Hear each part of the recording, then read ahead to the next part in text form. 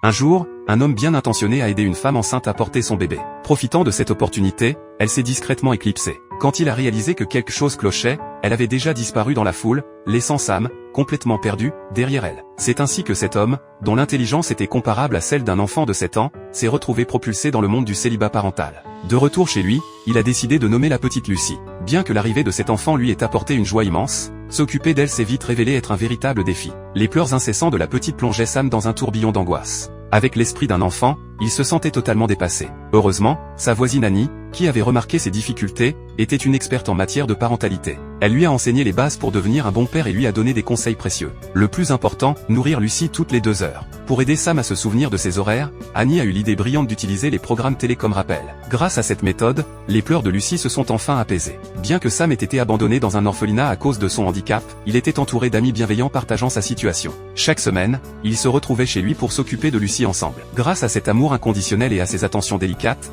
la petite grandissait paisiblement. Au début, Sam pouvait emmener sa fille au travail, jusqu'à ce qu'il renverse accidentellement le café d'un client. Son patron, mécontent, lui a demandé de trouver une solution. Sam a alors dû faire appel à Annie. Bien qu'elle ait d'abord hésité, elle n'a pas pu résister. Le temps a filé. La petite princesse grandissait, sa curiosité pour le monde ne cessant d'augmenter. Lucy montrait une intelligence remarquable pour son âge, son esprit débordant de questions. Sam, bien qu'il ne soit pas le père le plus brillant, répondait avec passion à toutes ses interrogations, lui offrant la beauté du monde. Le jour de la rentrée scolaire est enfin arrivé. Sam voulait acheter des chaussures pour sa fille, mais en essayant de payer, il s'est rendu compte qu'il ne pouvait même pas se permettre une seule chaussure. Ses amis, malgré leurs propres difficultés, ont décidé de se cotiser pour rassembler la somme nécessaire. Lucy était entourée de cœurs généreux. Leur univers, bien que modeste, débordait de joie et d'innocence. Émue par cette solidarité, la vendeuse a offert un ballon à chacun. Ensemble, ils ont traversé le passage piéton avec l'insouciance des Beatles sur Abbey Road. N'étaient-ils pas, eux aussi, des enfants libres? À l'école, Lucy s'est distinguée par son intelligence, mais les leçons devenaient de plus en plus difficiles.